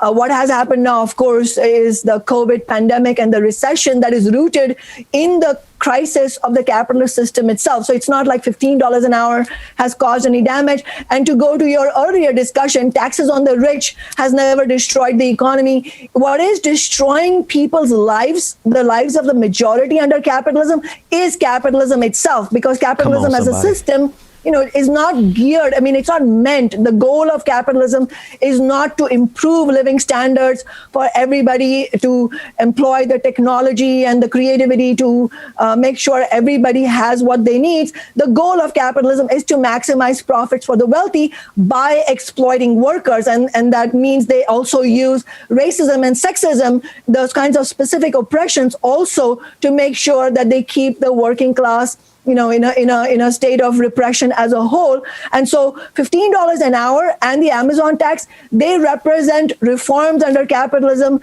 that are wrested out of the hands of big business and the Democratic and Republican establishments, despite their unwillingness to concede. And what we see from the data, not only now after $15 an hour has taken effect in Seattle, but even before that, it was clear, very clear, that what the economic evidence showed was that there was not going to have any detrimental impact. There was not going to be any business that was going to close, and there was not going to be any economic apocalypse, which, everything was claimed. None of those claims had any basis in reality to begin with, but also now we have the proof that it doesn't work. I'll tell you one thing, though, that even if there was any truth, that this economy, this model of economy, capitalism, was so fragile that it could not withstand ordinary people, the workers who create the profits for the billionaires, that they could have even a modicum of living standards. $15 an hour is far from what is needed actually to meet people's daily requirements. But if the system is so fragile that it cannot withstand that, then it's an argument against the system itself. It's not an argument against $15 an hour. And that's why I'm a socialist, because I don't believe as hard as it will be to win reforms, even like $15 an hour, let alone Medicare for all, that's not going to be enough. We need a real overhaul of the society itself, because it's not working for most of us. Whew. My God.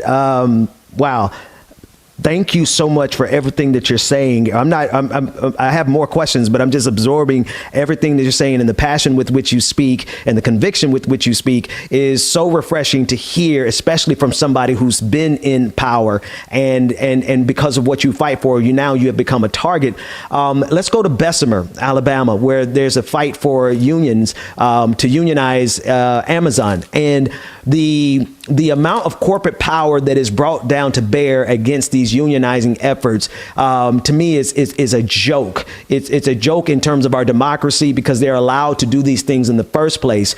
But show us how it's connected, right? The fight for 15 across the country versus the fight to unionize there in Bessemer, Alabama.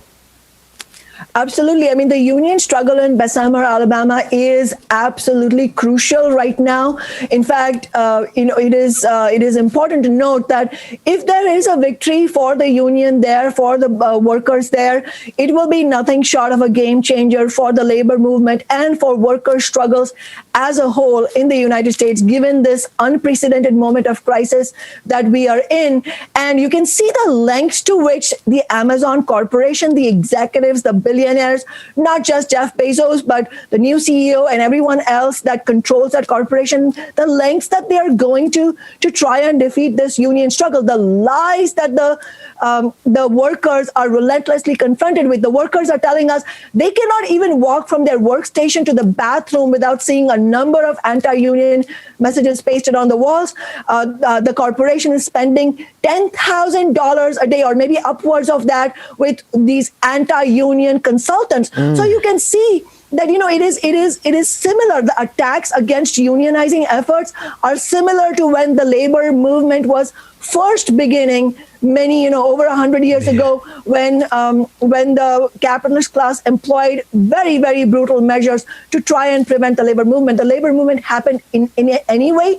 And I think the courage and the political clarity that it will take to really build these kinds of union struggles is similar to the kind of clarity we have needed to withstand attacks from corporations here in Seattle as well.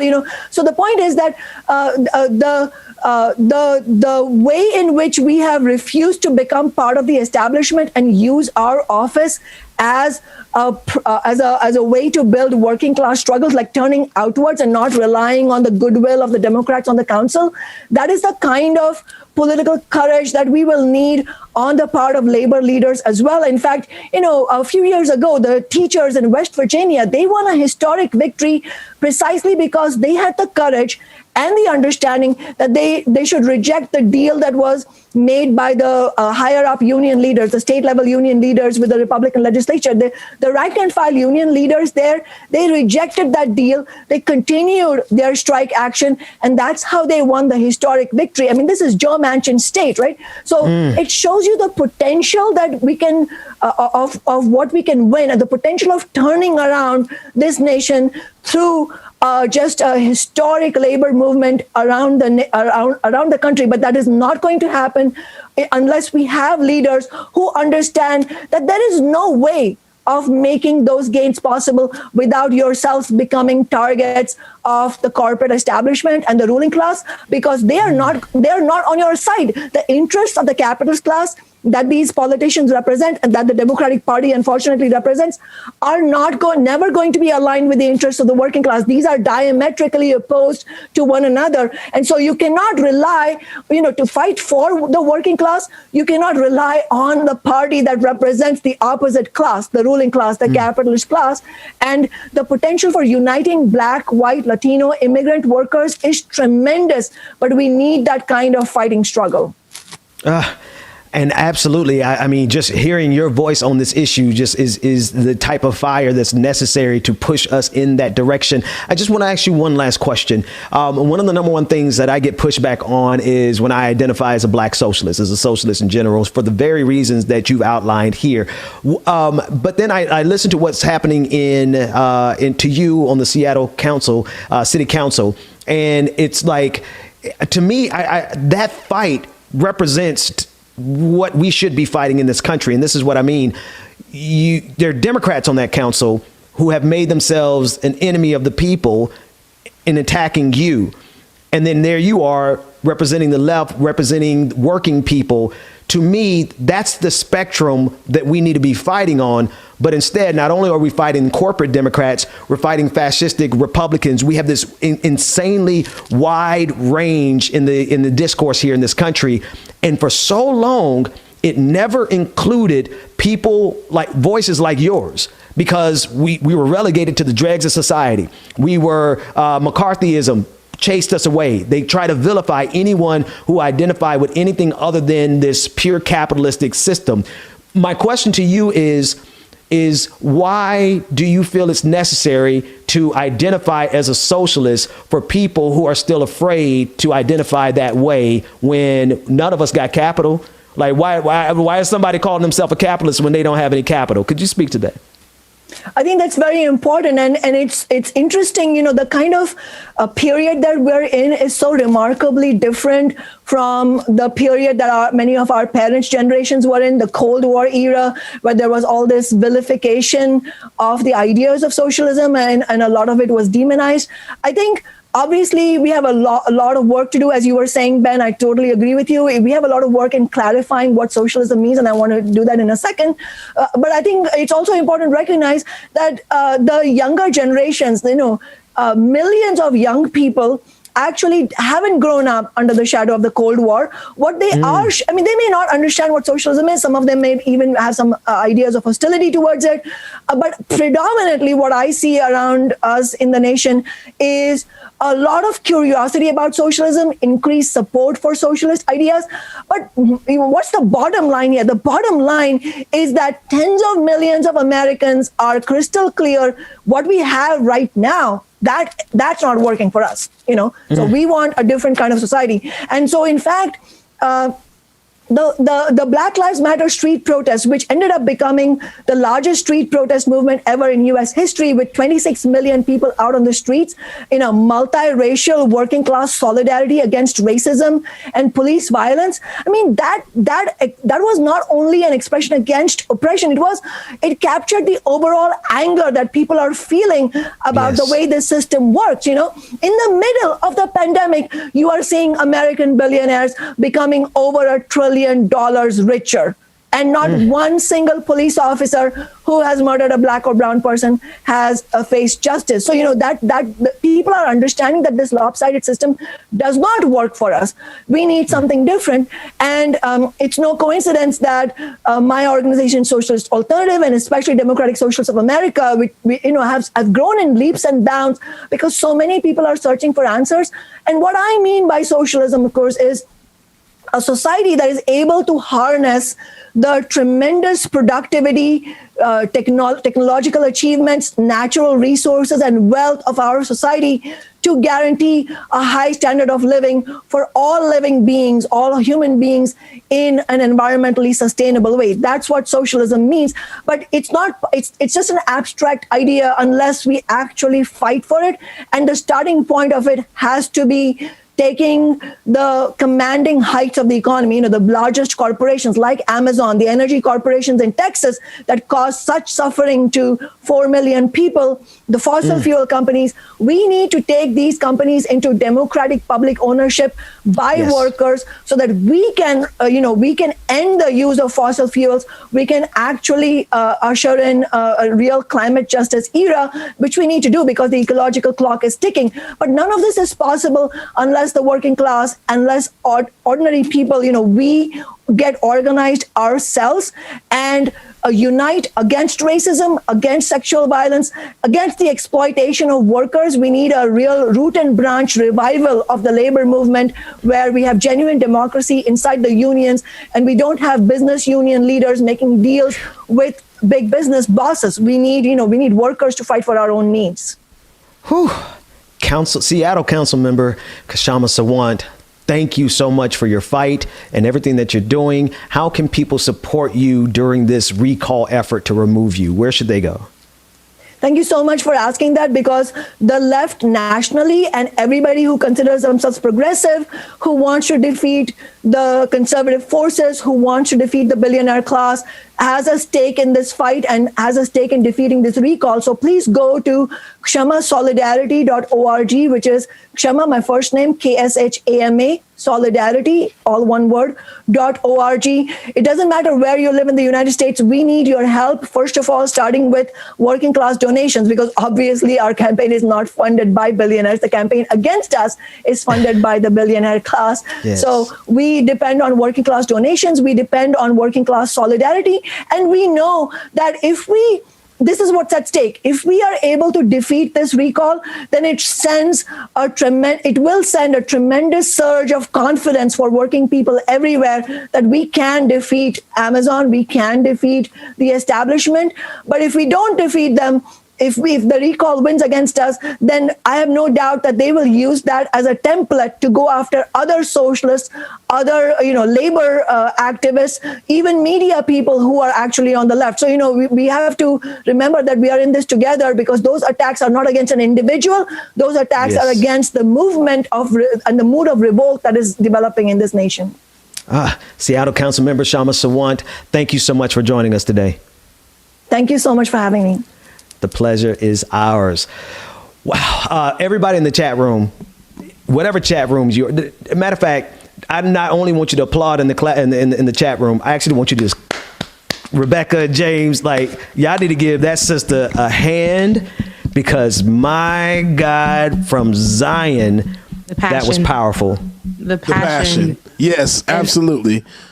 And this is what we need in these spaces and it's funny, she was saying how the struggles and things like that they didn't like her. And I believe because she's a minority, and she's a brown person, that definitely added the fuel to the fire. But the fuel that she has and the fire they don't want that the she smoke. Ignites, they don't want They don't want that smoke. And she had something for everything. She's one of those people that, listen, I've been fighting this fight so long and I'm gonna keep fighting this fight, that anything that you throw at me, I got something for that. She challenges everybody. And I like that. I heard that in her voice. So she ain't the one to play with. Nah, they don't want that smoke, James. They don't. None of this smoke. Because it's just the truth. And this is the thing I always say to folks is like, you know, people are so afraid of you saying the word socialism, right? But what I started doing is like, well, how much capital do you get? Right? Anybody who's trying to fearmonger around the word, ooh, socialism, how much capital do you have? How much money do you have in the bank right now that creates its own money? I don't care about what's in your savings, because in your savings account, you ain't getting but 1% interest, if that. I'm saying how many of you are out there able to live off of your cash? If you can't sit at home and watch your money make money so that you don't have to go out and give them, I don't care if you're a doctor.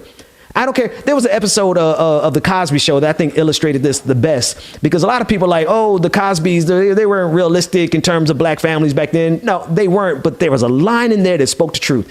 Claire Huxtable was like, the episode where the younger daughter had got beat up at school or got in a fight at school because they called her a rich kid. And Claire Huxtable was like, we're rich, but we're not wealthy.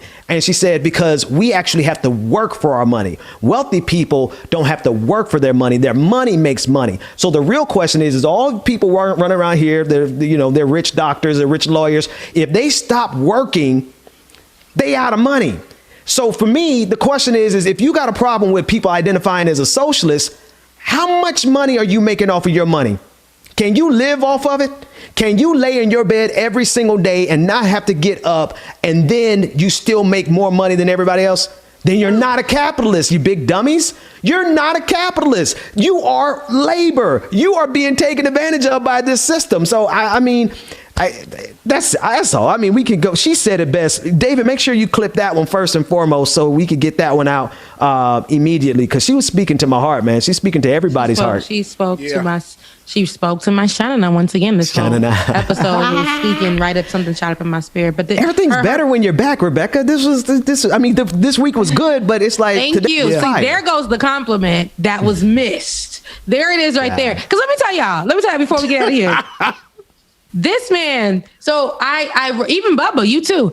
I wrote in the group and I'm like, hey guys, trying to kiki, honey, they must have got their stimulus checks. They was like, who is that? First of all, it's like, I don't know her. Benjamin Dixon. Sorry for that woman. Jay, baby. It was like, who? But anywho, I have two things to clarify. I wanted to clarify the initial story that we were talking about before we get out of here, and that was with the murderer, the Atlanta murderer. And he started in Atlanta and came over. He started in Woodstock, and went over to Atlanta. So he went on a whole when spree. I saw those police cars, he had just done the murder, and then went over to Atlanta. So I wanted to clarify that. And y'all, let me tell you something. I'm on here. This is my first day back this week. We are out of time, but tomorrow morning we're talking Haiti. Definitely talking Haiti, because there's a lot going on in Haiti right now, and I want to clarify some things, and I want to speak to my people, speak for my people, and offer solidarity, because here, like it or not just because Rebecca Azor is Haitian, but because it's a serious issue and there is solidarity with Haiti. So hashtag free Haiti. Until we say it backwards, Haiti is free. So with that being said, make sure you guys tune in tomorrow, because it's going to be another amazing show, 8:30 in the morning. With the issues or not, we're going to make it pop like we always do. Like it or not. Like it or not. You about to rhyme there. You rhyme right on time. I'll see you guys when I see you. I love you, mean it. If you guys have any last words, let the people know. Y'all know where to find me. In the A. That's all I got. I'm still riding off of Kshama Sawant, and that was good. I'm gonna learn how to pronounce people's names going forward before I bring them on the show. So I apologize. That K is silent. Real G's moving silent like lasagna. Anyway, that's all I got. James, it's your world, bro. Stand y'all. Love y'all, mean it. Right. Love y'all. Go play y'all one song. Y'all know what I was saying a hard K on that name. And the K was silent. And the K was silent. And I'm looking like a big dummy. Love y'all. Need it. Bye, guys. Look at hate y'all, man. See y'all in the morning. But something went wrong. The signals got crossed. All right, family, y'all get that one song today because you know what today is. It's Wednesday. Conference call day. Yay me. Anyway, y'all, we're going to get this thing jumping. Play the one song for y'all. Then we're going to cut out of here for today. Pick the pace up. We should take it slow. Baby, keep your focus. Don't you make me change my mind.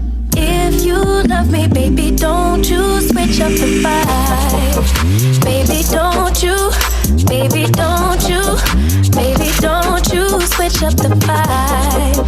Baby, don't you, baby, don't you, baby, don't you switch up the vibe. Will you take me on a trip?